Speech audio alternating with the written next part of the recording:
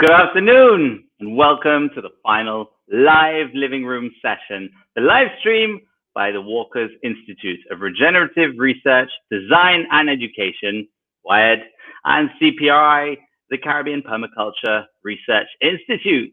This series was created to bring the greatest minds in our field together, and we have been able to do this thanks to the backing and the support of the Inter-American Development Bank.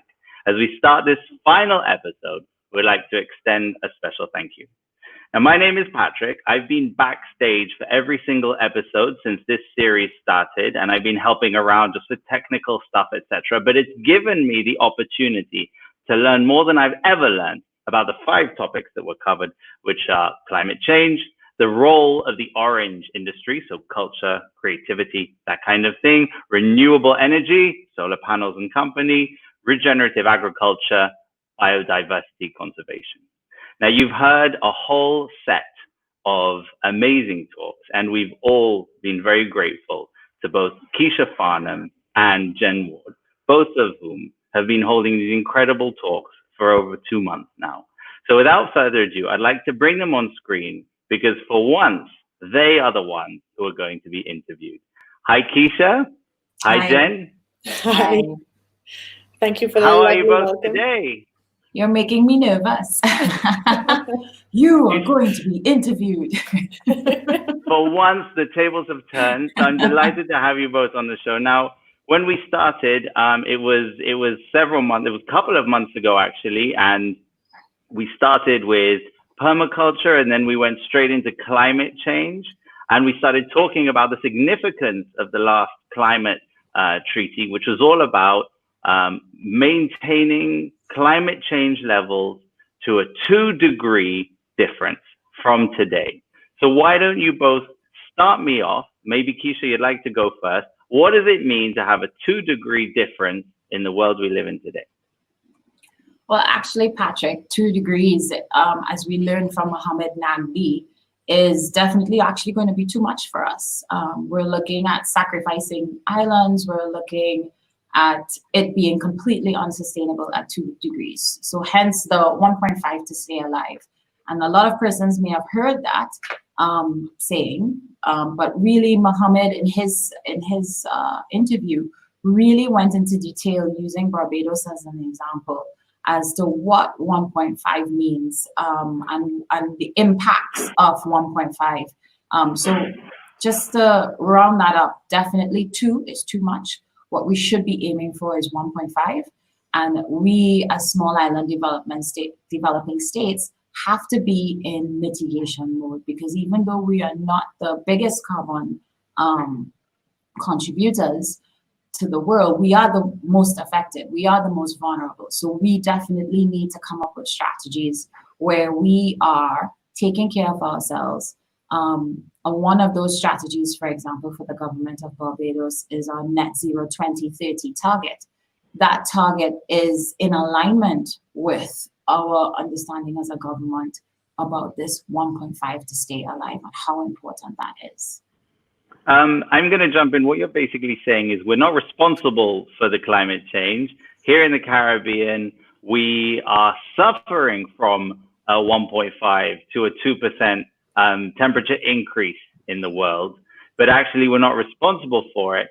So not only do we have to hope that the entire world does better than what has just been signed, but if we don't, we have to start rebuilding, or we have to start living differently and building with resilience in mind. Jenn, what do you see on that? Yeah, absolutely. So we're sort of the recipients of climate change effects here in the Caribbean, being a small island state. So what Mohammed Nagdi touched on as well was the effects of hurricanes. So one of them, he insinuated that the 3 major impacts of climate change would be storms and hurricanes, water availability, and food security. Those are the 3 biggest things that we all feel as impacts here in Barbados and throughout the Caribbean and small islands. So with that in mind, hurricane season is almost upon us. We've all felt the effects of a little bit of weather thus far. And that would be one of the major issues that we're facing, along with food security and water safety. Can I, if you don't mind, I'm going to jump a little bit because you were talking about storms, hurricanes, water availability, and food security. Now, one of our talks that we had later on was actually by Nia Talbot. Now, Nia is a young lady who did a PDC course with you, Jenn, at CPRI. Yeah, so Nia took our permaculture design certificate course that CPRI offers. We're hoping to offer one a little bit later this year as well as we navigate the post-COVID waters. So Nia elaborated quite a lot on her experience, her personal experience in the British Virgin Islands, having undergone two major storms in 2017, Irma and Maria. She was on Tortola, correct? She was on Tortola, yes, which is a much smaller island than we have, but they are a more mountainous state as well. And just the picture that she painted for us was an incredible one. She owns a farm on Tortola as well, which she has implemented or had implemented a few strategies prior to those devastating storms, and has since put in a lot more permaculture strategies such as terracing, water harvesting, slowing storm water, things like that in order to mitigate. So tying back into what Mohammed Nagdi was talking about as well, it's really about mitigation in order to not pass that 1.5. And that is what Nia Talbot was experiencing the effects of. What is estimated is that we'll have more and more of these larger, more intense storms as climate change. What I actually found really interesting with Nia's too is that she basically traced some of the conditions that they would have experienced on that island in lead up to Irma, from year to year to year. And so like in 2015, they had an extremely dry season. There was drought. And then in 2016, there was flooding. And then they got Irma in 2017. And it was really interesting that all of those elements are in fact elements of climate change and impacts of climate change. It's not just hurricanes, but it's severe droughts as well within the region. I mean, Barbados, we've experienced for the last 2 years, this year and last year, drought conditions, right? Yeah, absolutely. So it was really interesting to see that lead up. And I really liked how she took the experiences that she had and she basically broke them down into 6 areas. So, how do you look at your water? How do you look at your food? How do you look at your shelter? How do you look at your energy, your comms and transportation, and your health as it relates to disaster mitigation and resiliency, and how her permaculture practices within her farm. So not just the planting of food, because permaculture is so much more than the planting of food. It's a whole system of approach, right? It's about how you capture your water. It's about the food. It's about your shelter. It's about how you use energy. And she, mentioned the little renewable energy solar flowers that you can use, and it's portable. And she recommended, definitely be something that persons living on small islands should invest in. She also talked about the comms and the transport and also just general health after these types of situations. So it was really, Mohammed's presentation was the facts, the science, this is what's happening. This is this is the science, this is the real impact. And then with Nia, you really saw close to home individual experience of climate change, but also of resilience and mitigation. Absolutely. Understood. That's essentially, I find that what you're saying is we have to start changing, and everything new has to be set up according to protocols, down to farming. What you're saying is stop the monocropping, for example. I remember, again, just jumping on the Nia bandwagon here, she was saying right after the hurricane, there was devastation everywhere. And I remember her saying, but you know what we did? We went and we dug up all of our ground crops. Everything that was underground lived, it stayed there. And she managed to pull all of that out. She foraged, she got all of her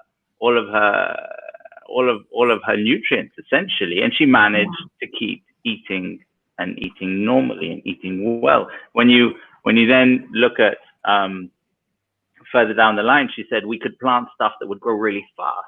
And they did. Again, just keeping a system alive, whereas a lot of the farms around them suffered.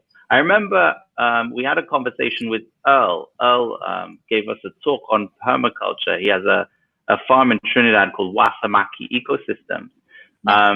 So he's living on the farm. They're self-sufficient. Can anyone remember exactly when he was talking about during COVID, during the drought, how the other farms around him are affected and how his farm actually was resilient to all of this? I have actually been really lucky to visit Earl's farm. And I'm from Trinidad and Tobago, and where the farm is located, it is in central Trinidad. It's actually smack dab in the middle of Trinidad.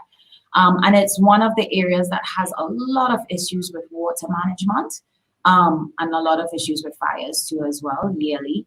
But what was really interesting is that when you take an aerial view of Earl's farm, it is literally this 55 acres of green, verdant forests in the middle of just long patches of brown, parched land. And what's really been interesting with Earl's experience is that piece of land 10 years ago was a brown patch of land, just like all the other pieces around it. So in terms of, listening to that interview, listening to Jenn interview Earl, I just wanted to kind of situate where it is. And so I'll let Jenn continue answering your question, but just kind of situate in the minds of people where Earl's farm is and the conditions surrounding the farm and what he's been able to accomplish. It's really quite amazing. It really is quite amazing. And so Earl is one of our permaculture design teachers. He's an instructor. He instructs courses both in Trinidad and Barbados, and he has done so throughout the Caribbean as well. 20 years under his belt. So he knows a thing or two about permaculture. Yeah. And like Kiesha was pointing out, just seeing his farm, even just looking at the overhead view of it, because I have not been there in person, unfortunately, yet. The difference between his farm and the methods that he's used, so the permaculture principles that he's used, he is growing a mass amount of crops, enough crops, in fact, that he and his family and a couple of other people who were staying on his farm throughout the lockdown did not suffer. They had enough food to feed themselves. There were crops, again, like Nia, that he could dig up. There were things growing above the ground. They have their own water storage system. There are ponds, there are animals, there is wildlife. And again, when you look at that overhead map, the neighboring farms are fairly desolate. So when you only grow one thing and you're suddenly in a lockdown situation, you only have one thing to eat. So there is that difference. And also, Earl did point out during his talk as well that there are some issues from neighboring farms for permaculture sites such as his with regards to the use of pesticides. So when a farm is using a pesticide, it's not just affecting their farm or their lands. There are downstream areas, there are upwind or downwind areas. And the bees are going to those farms as well. They're not restricted just to his farm, all the pollinators. So with biodiversity conservation in mind and a permaculture design, which encourages as much biodiversity as possible, when you have neighbors upstream, downstream, etc., who are using pesticides, your wildlife obviously crosses borders. It causes quite a bit of an issue with all of that sort of thing. Yes. Sorry, one of the things too that really struck me about Earl's farm is not only just being able to feed themselves, but they've been able to create cottage industries with small added value products. His daughter does these sugar-free lollies that she gets orders for, all the time. She has a full-on business going because it's great for kids. So she has full orders every single week. But there are also a number of other small cottage industry things that they've gotten into as well to generate income. So it's not only just, in their case, feeding themselves, but they're also using the byproducts of the things that they're growing and creating a business out of it. Yeah, absolutely. I think that brings me quite nicely to Kirk Brown. Kirk Brown, who labeled himself Farmer Brown. Kirk Brown came and had a chat with us, and it was obviously very energetic. This is how Kirk Brown is, and he took us through how Kirk Brown, radio presenter, TV presenter, a soca artist, is so dedicated to suddenly, out of the blue, he's got a farm at home. He's learning about all the insects. He's learning about the bees, and he's learning about the birds and the monkeys that come and steal the fruit. But then he's also learned how they eventually grow out of it, how they eventually go, all right, well, that's the farm. And all the plant life that grows around his farm has helped actually keep his plots, let's call it secure, so that not only can he grow to the end, but he can grow and reap really nicely. Yeah. Actually, that ties back. That's a real life example of what Gregory Landua was talking about, and Ethan Solivier was also talking about in terms of abundance. And if we are growing food systems that take into consideration not only just ourselves and our needs, but also take into consideration the needs of the wildlife around us, that it actually gets to a place where it's enough for them, it's enough for you, and there's not that clashing of a relationship that tends to happen, where people feel like, okay, I have to take these drastic measures, I have to use all these pesticides, I have to use all of these things. If you plant in that kind of symbiotic nature or way that permaculture promotes, and also syntropy also promotes, then you have definitely you don't have those clashes that you would, that you have with nature, that people feel like, I have to get rid of this, Absolutely. Along the lines of monocropping as well, we had a chat. I hope I'm not jumping around too much for you guys, but we did have a chat with Mahmood Patel, who suggested, through his experience with Cocoa Hill Forest, as well as his small hotel on the south coast, that tourism itself was a monocrop. And that Barbados has been really exposed to monocropping throughout its life cycle, from sugar cane onto something that you export and import back in as a processed product, as well as now tourism, which we import the tourists and we then have to export the tourism dollars in order to re-import the food that we are eating.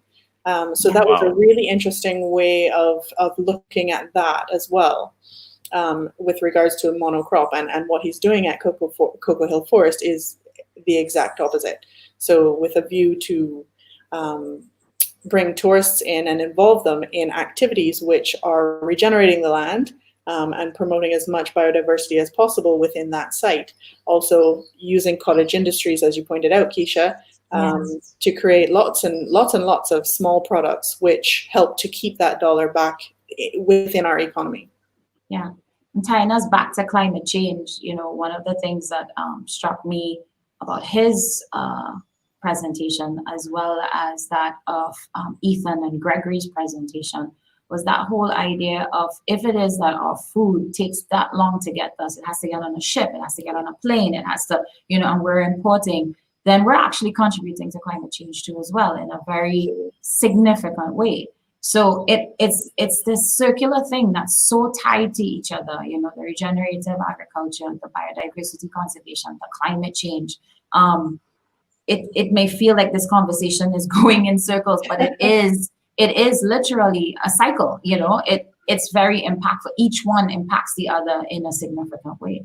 Absolutely, and that's we had 4 topics or 5 topics throughout the season, but in reality they are one and the same. And I'd say each one of our presenters touched on a minimum of 3 of those topics throughout their sessions. Yeah. When I look at the role of the orange sector, when we're talking about Kirk Brown, when we're talking about Mahmood as well, they're both examples of delivering the message. And a lot of the time, I'm wondering if standard non-eco people like myself are looking at anything which has to do with regenerative agriculture and thinking, I just don't get it. So having these talks, having listened to Mahmood Patel was absolutely amazing, and it was enlightening, and it made it feel easier. When Kirk Brown was talking about his farm, he made it accessible. He made me think, I can do that. I can have that farm too. And I feel as though when we look at all the elements that we're touching on, the orange economy actually has a role to play on every single facet. So it's interesting to have every single type of tool at our fingertips, but only if it's communicated properly. There was a whole side we looked at. I remember very vividly. We had a wonderful talk, and it was the subject was art and climate change, and it was how you bridge the gap between the two. And it was how are you using art? And I believe, if I'm not mistaken, bringing art into our everyday life, like bringing the conversation of regenerative agriculture into our everyday life, permaculture into our everyday life, normalizes it so much. So that almost leads us to everyone plays a role. With everything that you do, you should be doing it with a flavor of save the world. Is that where we're going? Well, I think one thing that I would like to do, because I know for some persons probably looking in from the outside, when we brought in Kiesha Carrington, Annalise Davis, Israel Mack, Tracy Fowler, and Kirk Brown, they probably immediately thought, when they looked at it, how are these guys related to, regenerative agriculture, renewable energy, biodiversity conservation, and climate change? But as an organization, WIRRED, the design in WIRRED, it refers to design thinking and that process of creative problem solving that encourages us to focus on the people we serve and looking at ways that we could create human-centered products and services through our internal processes. And then looking at how design in this case, it incorporates architecture or the built environment. It incorporates visual arts. It incorporates music, dance, storytelling, right? And so for us, having these 5 members of the creative industry or the orange sector show how they have been working across all these 4 focus areas was for us the epitome of how design thinking or that creative problem solving process could be used to bring what could seem like a very convoluted message to the average person. And going back to what you said about the first of the creative industry sessions that we had with Kiesha Carrington, and then that was followed by Annalise Davis, I was actually quite amazed as I started to dig deep into the background of these young ladies, how much of their work is focused on regenerative agriculture, is focused on bringing attention to the issues of climate change. How much of it is focused on biodiversity conservation in very real and tangible ways. So it was really, yes, we have the science side of things, but how do we make it relatable? We do that through design thinking. We do that through creative placemaking. We do that through our built environment. We do that through the visual arts, the music, the dance, the storytelling. That's how we get the message across to the average person. I remember the installations of Annalise Davis. I'll just bring it up on the screen. By all means, every time we bring up one of these tiles, these are all available on WIRRED's YouTube. That's youtube.com/WIRRED Barbados. Please check it out. Also, don't forget to like us on Facebook, follow us on Instagram. That's WIRRED and CPRI Barbados. Both of these channels have every single talk on them, and you can go back and you can review. So when we looked at what Annalise Davis was talking about with bush tea plots, it was we've got to sit back and remember how much of all of the medicine that we used to have in the Caribbean. I say we. You used to have in the Caribbean. Well, it's me now. You've been here long enough. I've been here long enough. But it's incredible how there are opportunities for so much to happen. I remember Kiesha Carrington was actually telling us how she went and dug up some clay, then made up clay bowls. And with the clay bowls, she then went and scooped up seawater and let the seawater dry until it formed a crust of salt. And she did this so many times that she could actually cover herself entirely with this sea salt and then go back into the sea and complete that cycle. Yeah. So I find something like that very, very interesting, almost intriguing. I don't have that background. I remember there was a talk we had with Israel Map. Israel Map was about making sure that we see what's happening everywhere around us. Can you remember, Kiesha, one element that struck you with what Israel spoke about? Well, his spaces are urban spaces. They're in the process of setting up an artist collective in the countryside, but right now he is looking at how we can use our urban spaces, which really everywhere around the world there's such large urban spaces, but how we can bring nature back to urban spaces, how we can reuse, recycle. So a lot of their furniture, a lot of their art, everything is done from recycled material. They look at how they can use solar energy in terms of, looking at fueling their projects. They look at how they could incorporate the community. It's a community space. It's an artist collective space, and bringing the community into that space.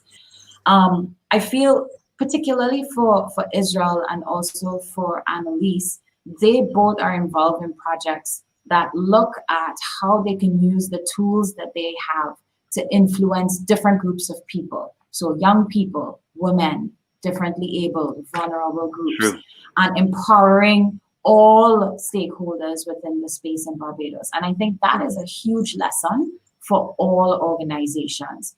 Everything that you're doing, even as a private sector business, you can ask yourself in terms of your design and the products that you deliver, how am I impacting the different stakeholders? How am I impacting the youth? How am I impacting women, differently able, vulnerable groups, and empowering those individuals to be able to make an invaluable contribution to the natural landscape of Barbados?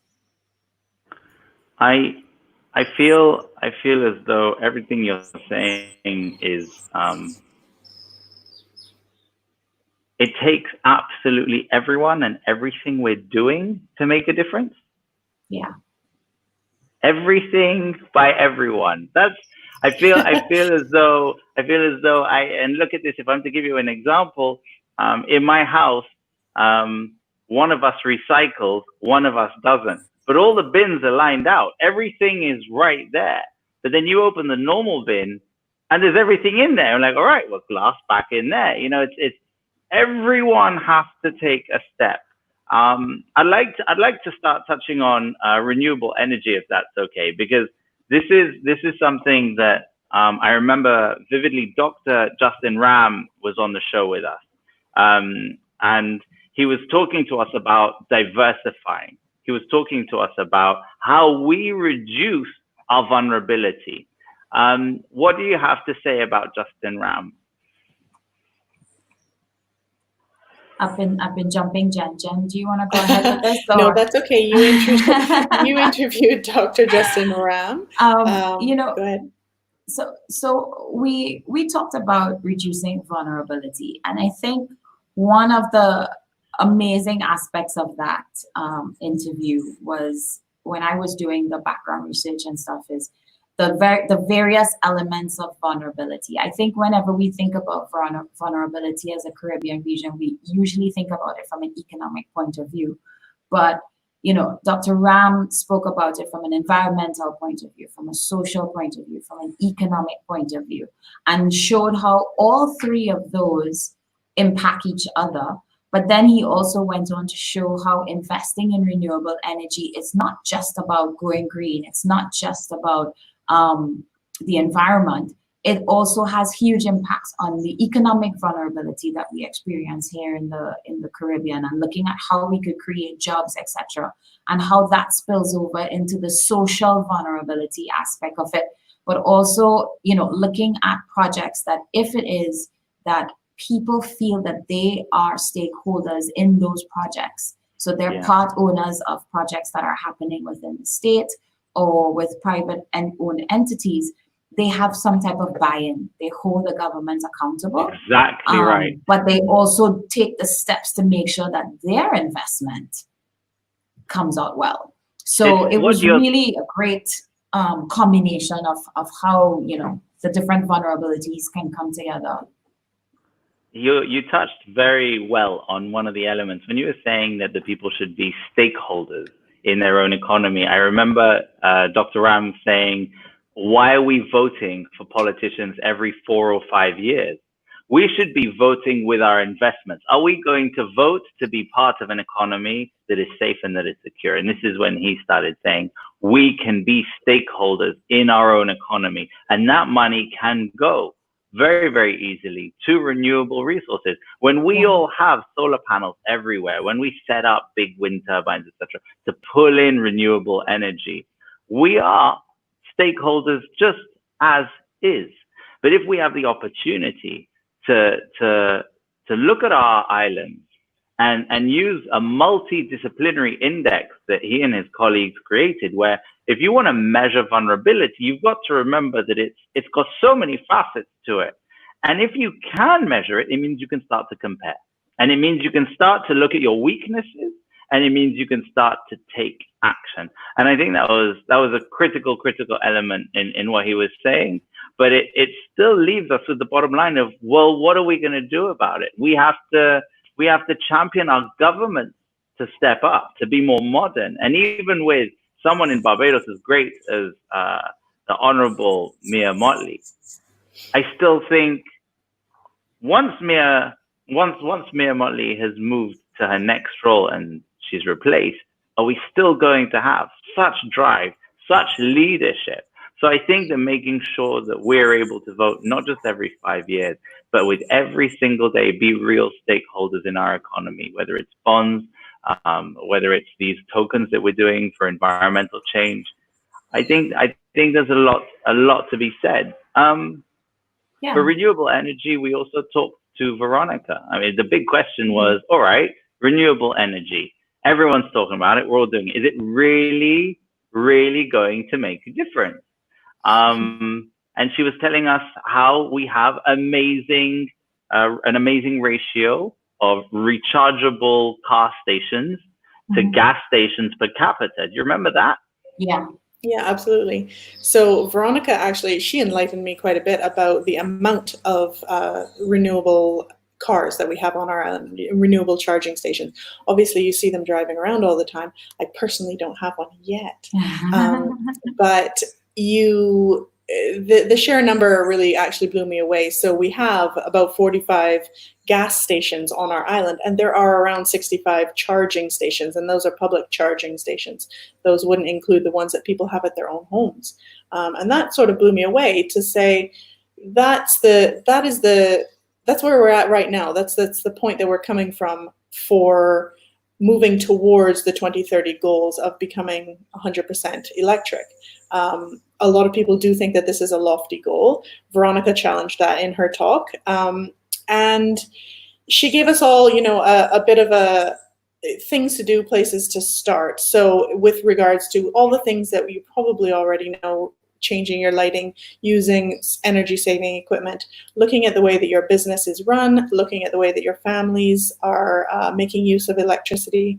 And then again, tying back into what Dr. Justin Ram talked about with a look at where your finances and where your capital is going.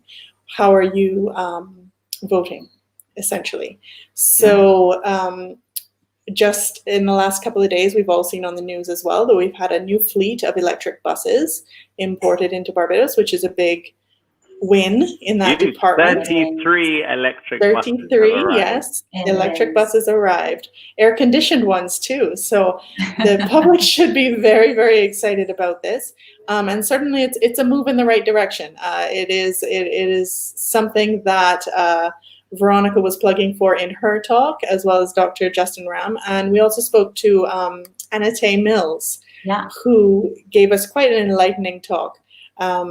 She had a lot of things to say about the way post-COVID. So the ways that COVID was affecting us and influencing every single sector of what we were doing. She had what really struck home for me about her talk was the getting into the mindset. So how do I diversify in all of the things that I'm doing, and make sure that everything that I do is positive in the green growth development of all sectors of our lives, looking at all the forms of capital, looking at our homes, looking at our businesses. And that's really what struck home to me about her talk. Kiesha, I don't know if you can elaborate on hers. You interviewed her. Well, she had the same message, like Veronica and Justin, in terms of we need to hold our leaders accountable. And we need to look at how we move into a green economy, and that we look at a green stimulus and versus the business as usual economic recovery.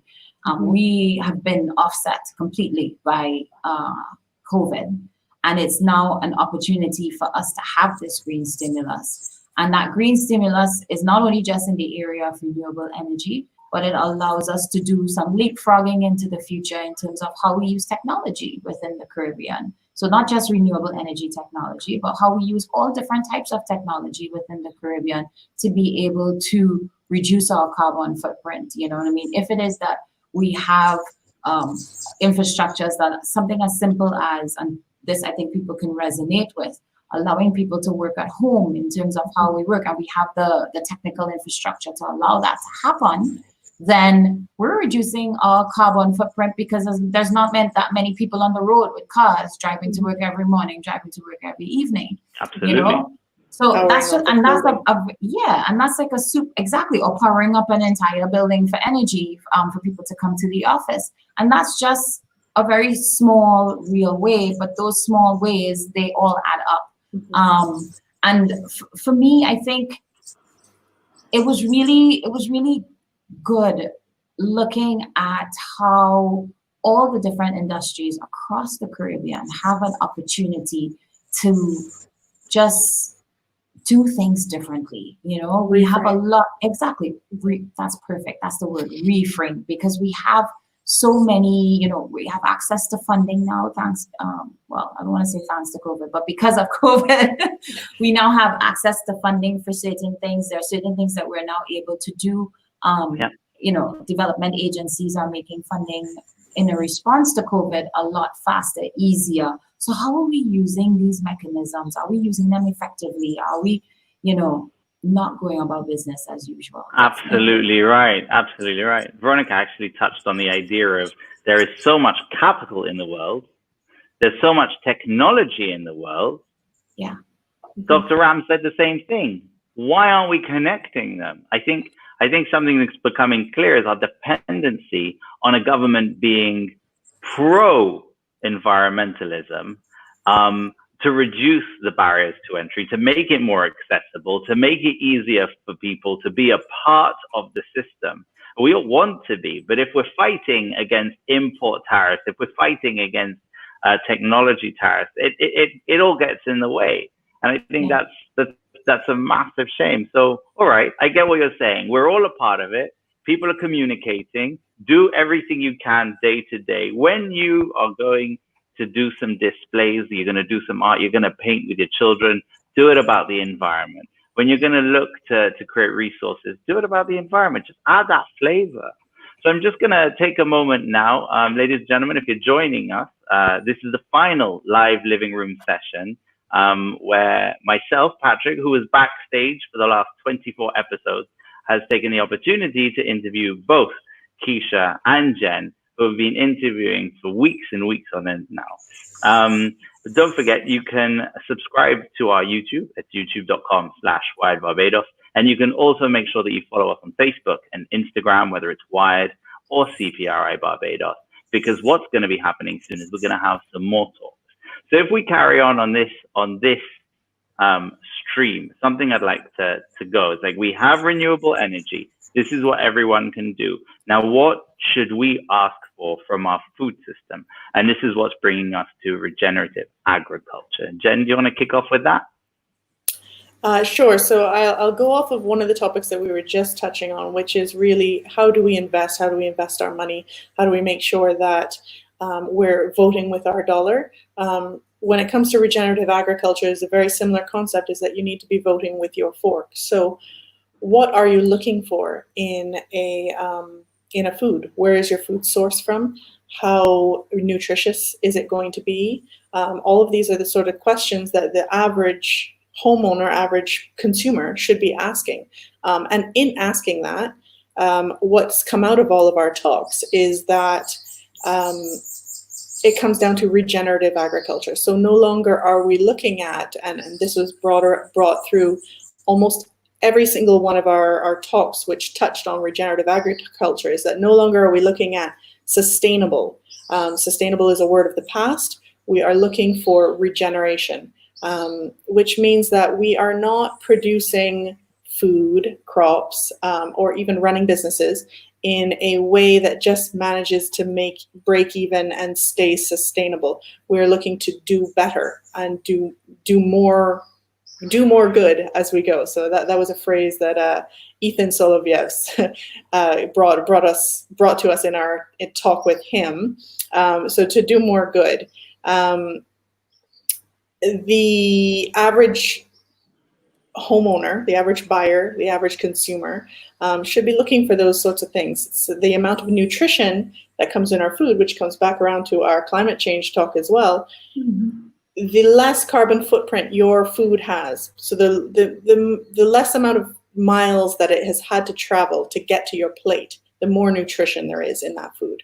So therefore, we should be buying local, and we should be buying from regenerative sites, not just sustainable, not just organic even.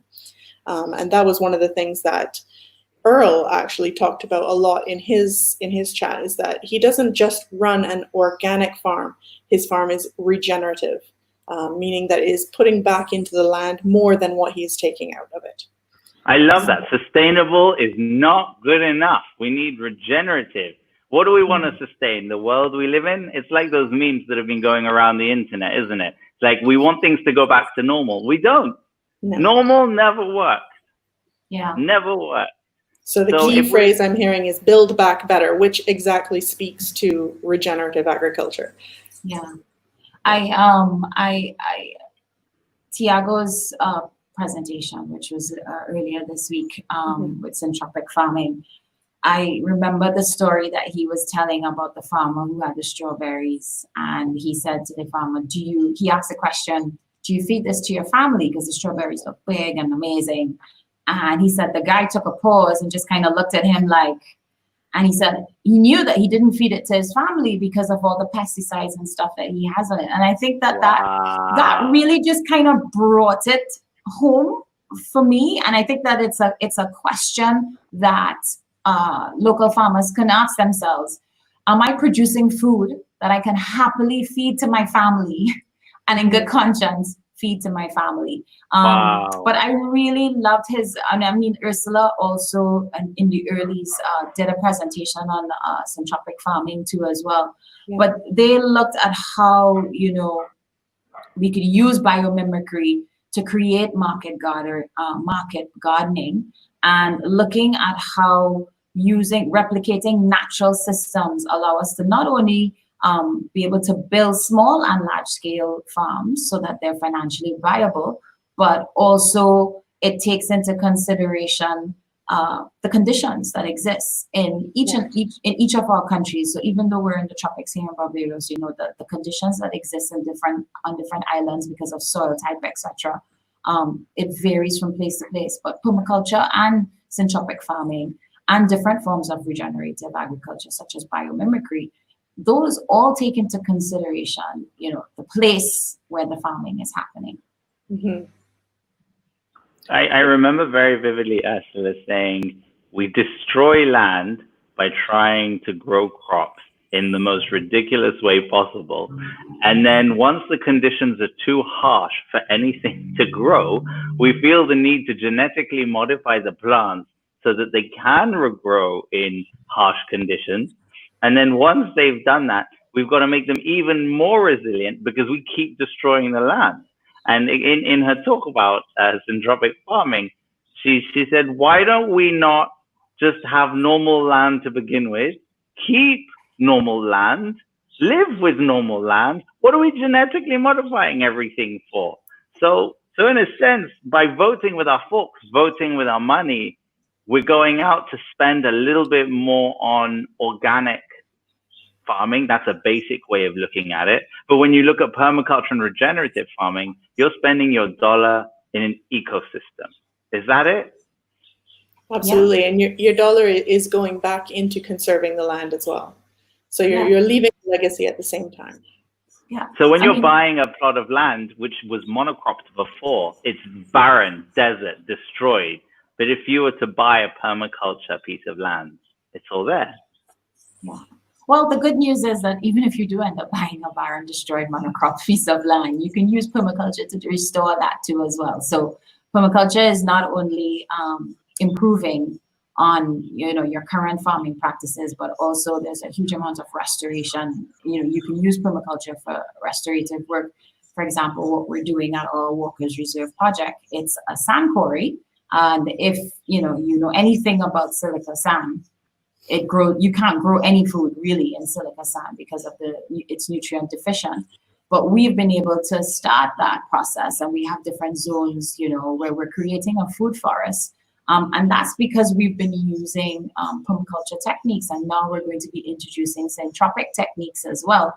And so we've been able to take this soil that is naturally nutrient deficient and create, a living organism. You make me think very much of the talk we had with Dr. Peter. And I think this might be the best way to kick off. If you have yourself a barren piece of land, you need that biodiversity. There's a movie, is it called Little Big Farm or The Biggest Little Farm? I can't remember, where essentially you need the insects. You need the ducks to eat the insects. You need the pigs to nourish the land. It was a whole connection. And I remember Dr. Peter vividly when she was talking about biodiversity, because when we're planting for now, we're giving ourselves the opportunity to plant in the future. We've had so many species disappear, and it's specifically having that wide range of flora and fauna that actually allows anything to grow properly in the first place. Yeah. Yeah, for me, Dr. Peter's presentation was really, really eye-opening because for me, she was kind of like this one-woman stop for regenerative agriculture, for biodiversity conservation, for climate change, but also in terms of using the arts and creativity and novels and storytelling and book writing and pictures and all of that kind of stuff to also get her message out there and tell her story. But it was quite amazing when she went into how many plants here in Barbados that we can be using that we're not using.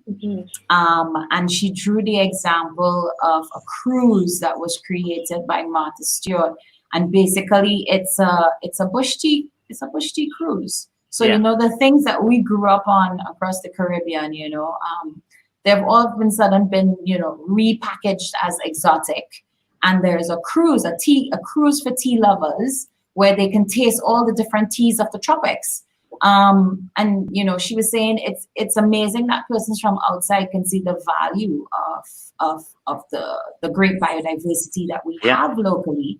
And we locally not take advantage of those things. I mean, she started the process of that. She does have a company that produces local teas based on the things that she's working with. But, there's so many elements and so many different things that we do here in the Caribbean where we can be creating business and added value. And maybe it's because we're too close to it, or maybe it's because of our history and we've been encouraged to view it in a negative way because of our history.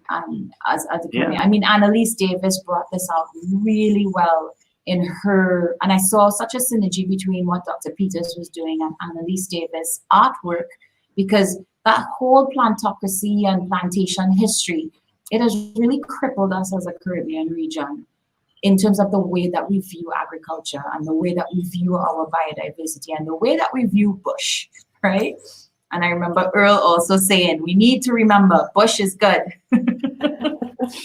right? Mahmoud also said the same thing. Yeah, Bush I was is going to good. say, so many different Right. people brought about the fact that there are just so many different edible plants on our island Yes. and throughout the Caribbean that we are not using. And this Yeah. has come about because of an ingrained colonial view of this plant works really well, it grows well, we create the perfect conditions for it by adding a multitude of fertilizers and all that sort of stuff, and we're going to grow it in straight lines. And that's really just come about, if you're a historian, in recent times. But our ancestors back in the day would have used all of the things that were found on the land. And it's the work that Dr. Peter is doing, the work that Earl is doing on his farm, the work that Nia is also doing on her farm, and looking to Annalise Davis as a creative way of preserving this biodiversity is really what struck home to me as well throughout a lot of these talks. And just looking at the ways that some of our farmers are creating an added value product out of some of these things. So Dr. Peter talked about pusley as one of those items. It's a weed that grows in everybody's garden. You probably have it in yours and you don't even know it. It's an edible thing, and there are farmers out here who are making some really delicious soups and things out of it. So it's getting back to our roots, really. These are what our grannies did, and that's another topic that's another topic that a lot of people brought up in their talks as well. Mahmoud was one in particular who brought up, let's get back to what our grannies did. Ask them how they cooked, what they used, and try and preserve those bits of biodiversity by creating natural spaces as well to allow them to flourish. If I may, I remember Dr. Peter saying we have 250,000 to 300,000 edible plant species. We use about 200, not 200,000. Of 250,000, we use 200 because we see the direct value in 200. And this is where permaculture, regenerative agriculture comes in, and the food forest that you're creating at Walker's Reserve, where you need every single species to be together. And something that struck me was the first talk with Earl about Wasamaki in Trinidad. He says, when you plant monocrop farms, what happens is that the plants send signals to insects, to birds, to animals to say, this isn't normal. There is no balance. There is no equilibrium. Come and chew away at us. Come and work the soil. Come and work our leaves, because this is not natural. And so in a sense, by creating a monocrop system, what you're doing is you're encouraging all the pests that you want to keep away to come, and you're bringing them in harder than ever by really creating that super streamlined crop formation. It's a fallacy. Yeah. I touching on Mahmoud, one of the things that he's done on his project is he's been trying to figure out what are the things that grew indigenously in that area. So he's preserving the forest that already exists on his land, and he's been doing regenerative agriculture techniques in terms of some of the replanting that he's doing. But he's also taken the time, using his filmmaking background, to go and talk to old people in the area, and get those stories and collect those stories and document those stories. Interestingly enough, Dr. Sonia Peter was also doing the same thing, where she is cataloging these stories, these old remedies and that kind of thing before we lose them. And, they become folklore, looking at how we can get all of these stories, Annalise Davis as well, capturing the stories of plants, etc., as a way to bring it into the future and for people to be able to use it in a constructive and innovative way. Yeah. So true. If you're joining us now, this is the final show of the live living room sessions. Today, what we're doing is we're going through every single talk that Kiesha and Jenn Ward hosted over the last few weeks. There are 24 in total. Make sure you go and watch them. They're still available on our Facebook. So it's WIRRED Facebook, CPRI's Facebook, and also on YouTube if you go to youtube.com/WIRRED Barbados. I'd like to take a moment to thank the Inter-American Development Bank, who has been our supporter from the very beginning of this series. It's a series that was created when COVID hit, and we realized there was a lot of education to be done. There were a lot of people who were suddenly available to talk, and we want to take a moment to thank all of them as well. Kiesha, Jenn, if we were to take a moment to summarize, if you would allow me to list every speaker one by one, and you were to tell me one thing that you remember from each of them, would you be able to do that? Yeah, I think so. So, seeing that you decided to test us on air, do we have a choice? So if you were to do one thing that you learned from Earl's talk, what would it be? So I'm going to go first. All right. For me, from Earl's talk is how he was able to use water effectively across his land. And I think why that resonated for me is because I am familiar with that area in Trinidad and how much issues they have with water, too much water and too little water. When it rains, it floods, like almost all the time. And then there's huge water shortages. So how he's been able to use permaculture techniques to harvest water around his property, but also to manage flooding, it's been absolutely incredible. Jenn, what did you take from Earl's talk? From Earl's talk, I really thought that the making use of all the cottage industries that he had. So he has a primary income of cut flowers, which is not necessarily a permaculture element at all. And then they do have a multitude of other things. So they have crops which they export. They run courses on site. They're looking towards accommodation on site as well.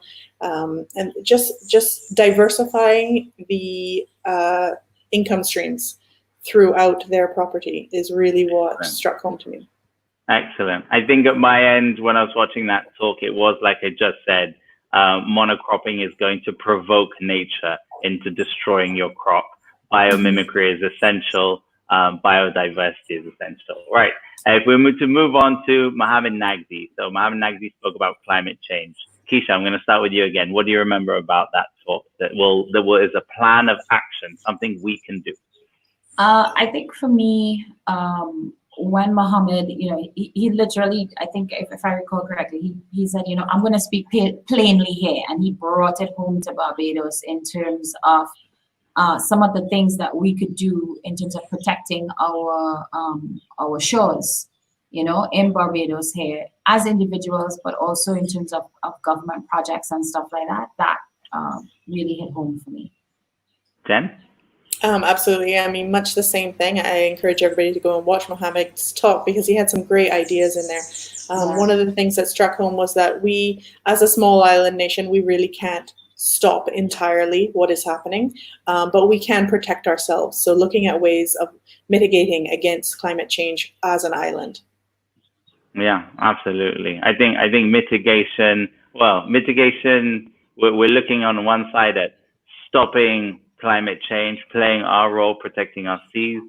But on the other side, we've got to build resilience because storms and hurricanes, water availability, and food security are the three elements that are really going to affect us in the future, almost whether we like it or not.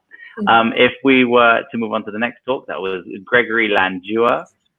What do you remember on that? Sustainability is not enough. It has to be regenerative. And when we say regenerative means it's evolving. I think a good example, because most people, when they hear the term regenerative, they think about the human body. And when you think about the human body regenerating itself, it's growing, it's healing, it's protecting, it's doing all of those things.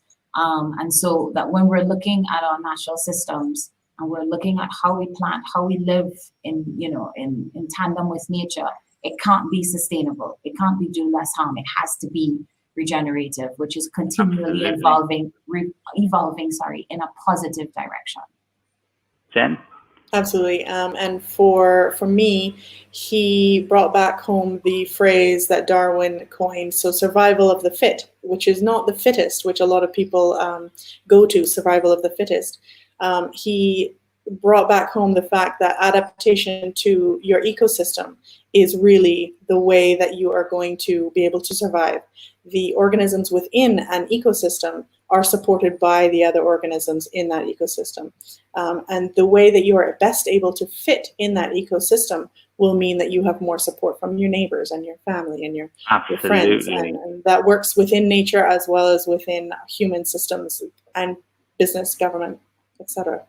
Be dependent on all the other species and allow the species to be dependent on us. And he also said that we've been living with the black elephant in the room because we're all about the black swan event. And he said, this isn't a black swan event. This is a black elephant. This is an elephant in the room that was huge that we all knew was there. And now that one pandemic like this has hit, we're all acting surprised about it. It's very good. If we look at Ethan Soloviev, so Ethan, who has created howgood.com at his end, what do you remember from Ethan?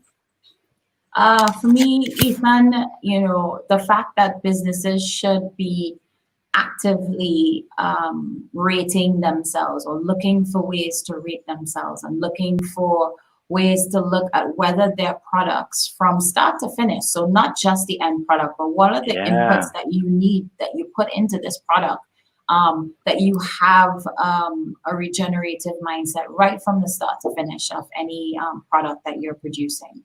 And how you can build that into your business and still make money. It doesn't mean that because you're doing the right thing means you're going to be making less money. You could actually end up making more money if you're doing the right thing. Conscious capitalism. What about you, Jen? I just really enjoyed the business model that he has developed with howgood.com. It really provides a feasible and tangible way for the average everyday human to look at where their purchases are going and where they are spending their money so that they can spend in a conscious way as well. Well done. Taisha Carrington, art and climate change, bridging the gap. For me, the very simple way that she was able to take, very basic elements of nature and to create a story and a narrative that was very relatable, but also actually quite enthralling was very amazing for me. And I think the last thing that she said was in terms of how do we take art to the schools and use art as a tool to teach young people about their built environment, to teach young people about the natural environment, to teach young people about how they can be conservationists. And so for me, that was a pretty powerful episode. Jen? One of the things that I just rewatched her episode very recently, and where my mind went was, she used the phrase, anybody can be an artist. And where my mind went with that was that really is absolutely true. All of the work that we are doing throughout our daily lives can be viewed as art. And she also insinuated that design as a process and the natural world was an art form. So nature produces its own art all by itself without being asked to. And it really was quite profound to think about it that way and to look at all of the things that we're doing. So in designing regenerative agriculture, through permaculture design, things like that, there is a definite form of art which is involved in all of that. That's absolutely true. Exactly like you said, anyone can be an artist. What about if we look at Ursula Artsman on syntropic farming? She was having a meeting with us from Switzerland, if I remember well. Yeah. I think, for me, in terms of water, because we were going through a drought. We went through a drought last year, and we really felt the impacts of that at Walker's Reserve. One of the things that really hit home for me was her talking about needing less water, using the syntropic farming system, that if you do it right, you actually need less water. You shouldn't need 80% of water in agriculture. But if you have the systems well in place, then you're actually going to use less water because your soil is healthy. So that was like, yes, that's something that's practical and that we could use. Absolutely. Ursula's talk really struck home for me because her session came right in the midst of when we were in a true lockdown in Barbados. And I had been speaking to some farmers who were feeling the real effects of this. There was a lot of farmers who had crops available but weren't able to sell them necessarily because we just didn't have those systems in place yet. And also a lot of farmers who, up to today, are still feeling the financial burden of that period of time. And I'm sure will well into the future. And Ursula's talk really enlightened us as to how to save money. Like you said, Kiesha, with using less water automatically costs less money, using less fertilizers, all of that sort of thing, as well as the ability in using a syntropic system to create ongoing income. So it provides for short, medium, and long-term because everything's growing at the same time. Stuff that takes ages, stuff that's quick, all of that. And it's all multi-layered. Absolutely. Super. I love that. Dr. Sonia Peter, one thing people can use from Dr. Sonia Peter's talk. I think the first thing, Dr. Sonia Peter is a superwoman. Just like she was doing so many things, but the point that she made was that it was all interlinked. And I think for me, because of my interest in anthropology and culture, her link between biodiversity and culture, and showing examples of how communities across the world who incorporate their cultural practices into their agricultural practices, they tend to have more biodiverse agriculture going on. Really struck me because, again, as I would have mentioned before, for me, the Caribbean has such a rich history. And, you know, we coming from Trinidad, we have all different types of people from all different parts of the world with all of this knowledge of our ancestors. And how do we capture this knowledge and use it within our agricultural systems to make sure that we conserve biodiversity? For me, it's a whole new world to look at. So I definitely encourage people to tap into that conversation, but also to go on to Dr. Peter's websites and have a look at what she's doing. Mm-hmm. Jenn, what can people do using what Dr. Peter said? I really enjoyed how Dr. Peter reminded us all that agriculture is not just growing of food. It's there's building materials that come from agriculture, clothing, medicine, a whole range of different products. So a little bit of a mindset shift, I think, is just in terms of a farmer is not just a farmer who grows food. Almost everything that you consume or that you purchase comes from agriculture of some sort.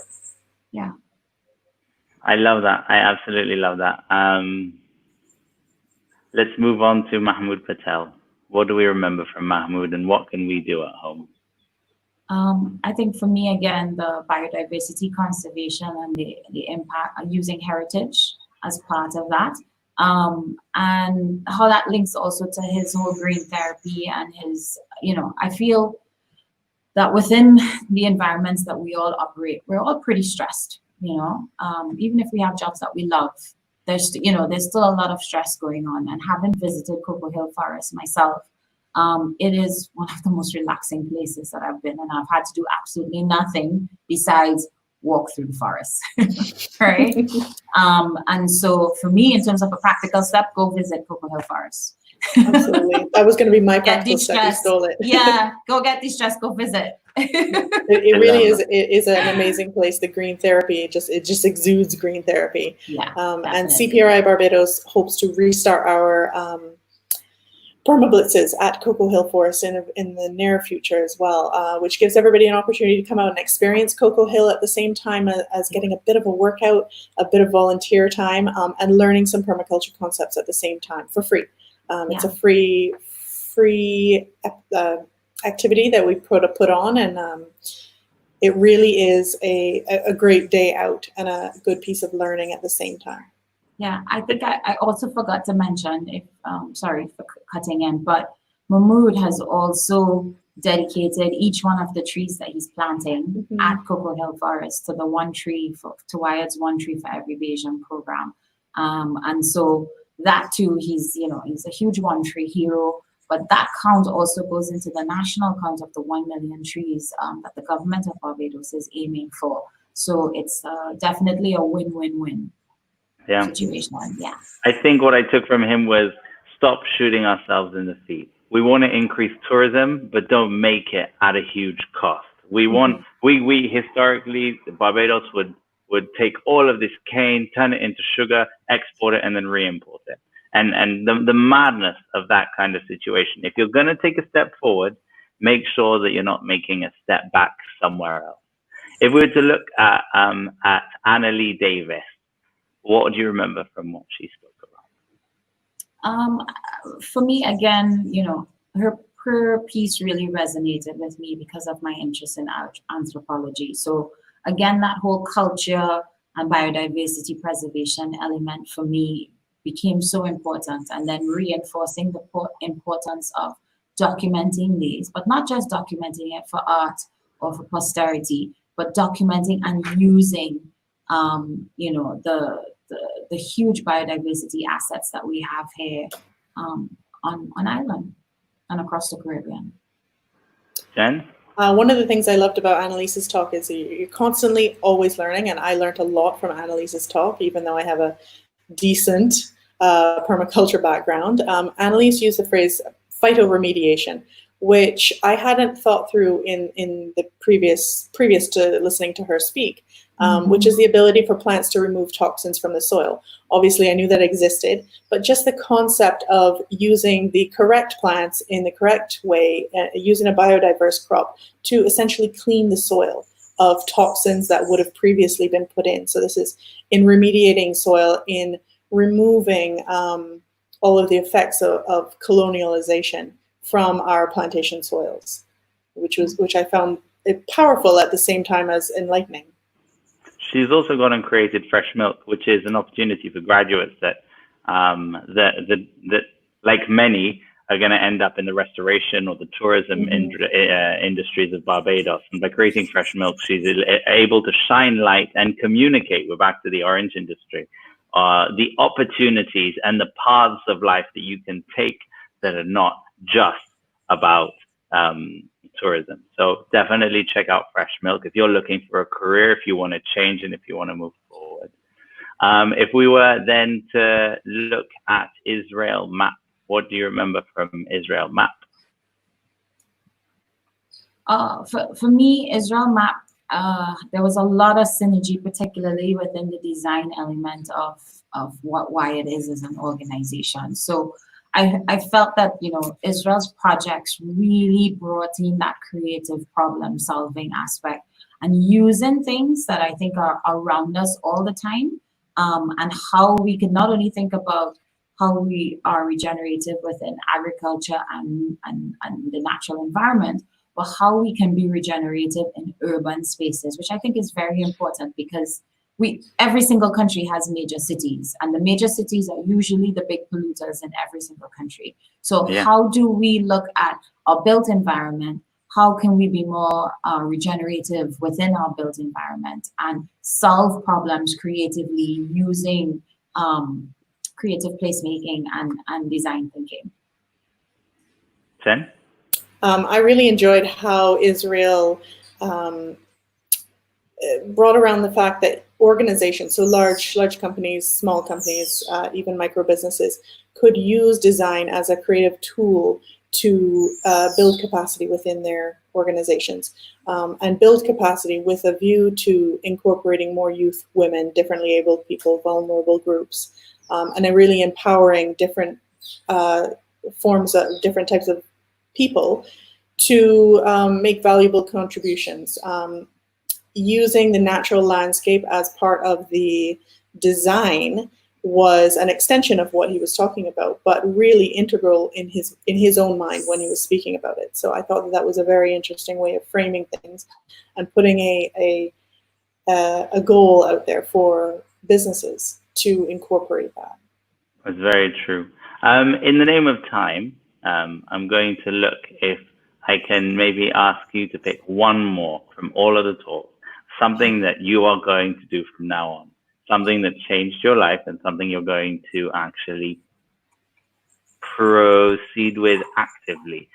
What is it? What did you learn and whose talk did you get it from? That's a hard one. There were so many of them. So great. There were so many of them. Gosh, my mind is twirling now. Something that I enjoyed a lot when we had Barney Gibbs on the show. It felt as though everything that we had learned came together in one talk. Barney Gibbs is creating a trailway. There's a railway line in Barbados that's no longer used, but it's still government land. And his project is, well, if we're going to create a cycling path, if we're going to create a new green route for transport, we're going to use the railway line because we already own the land and it's all great. But then when you watch the detail that carried on in that talk, we're going to grow fruit trees on each side to create shade cover for the cyclists. All right, so far so good. But then the economic opportunity, the plants that are growing around, how everything comes together. And I think that would sum up everything we've spoken about since the very beginning. I've been listening to every show.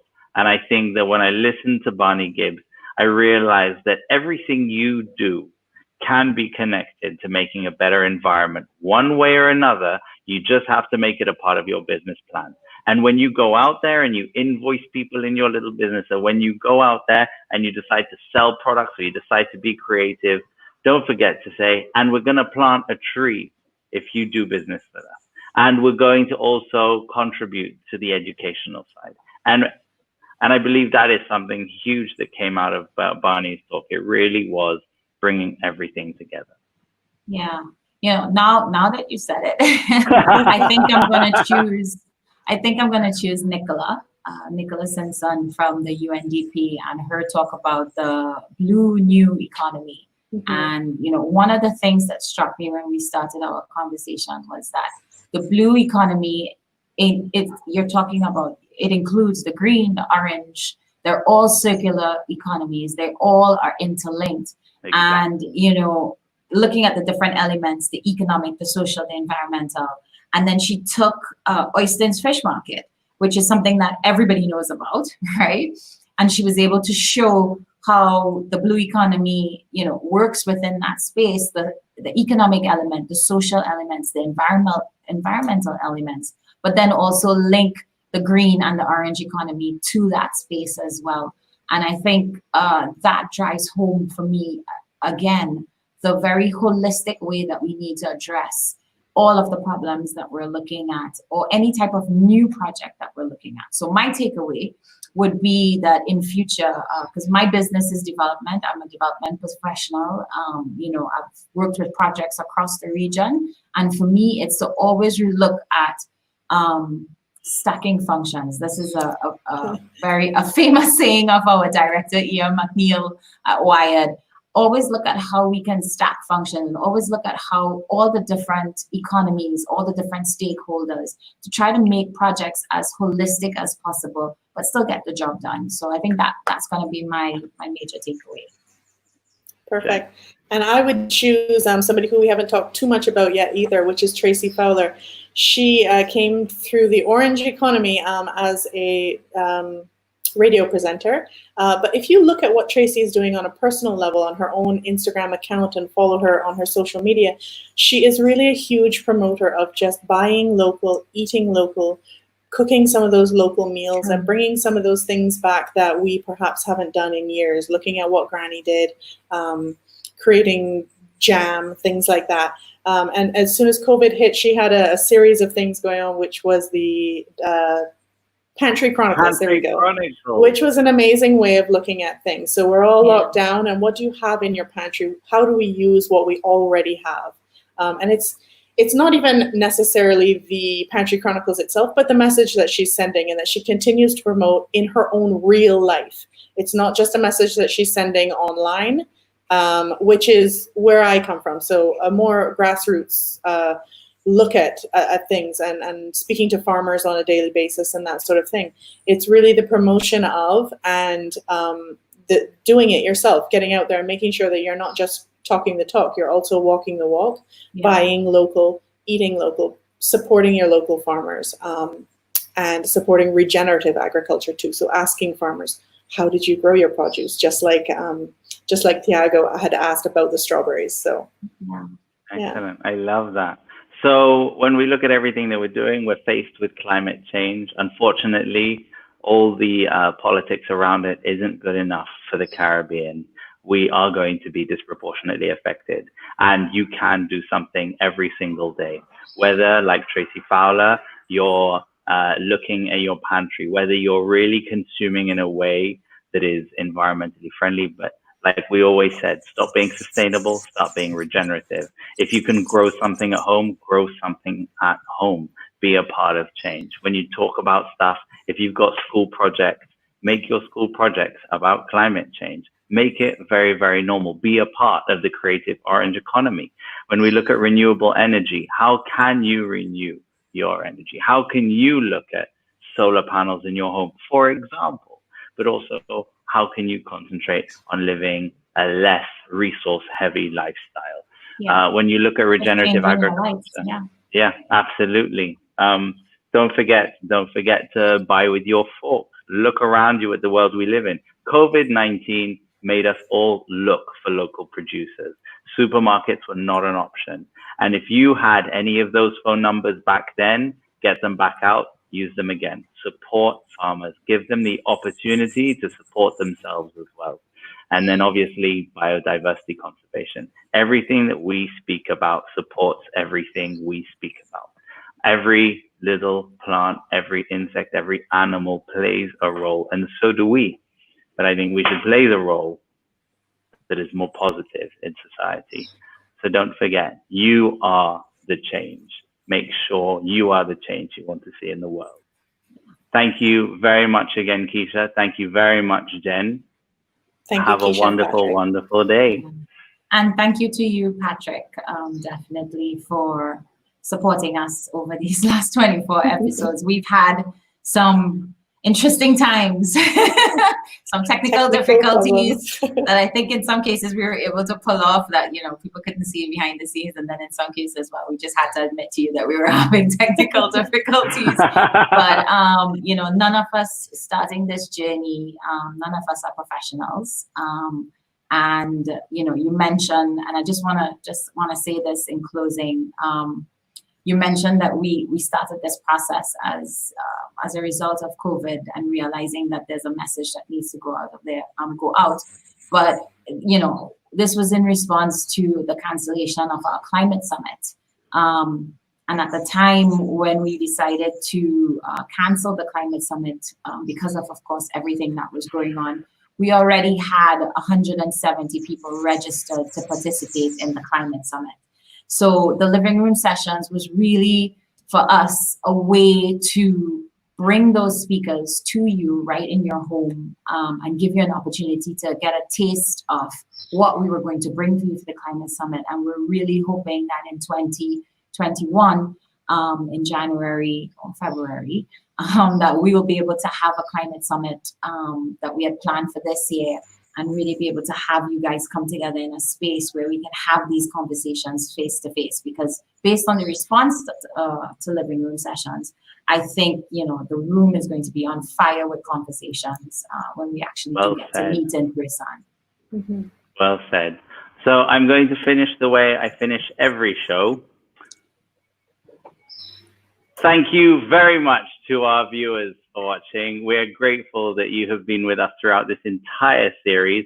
Don't forget to just check out our YouTube, youtube.com/WiredBarbados. In the words of Kiesha Farnum, it's as easy as click and subscribe.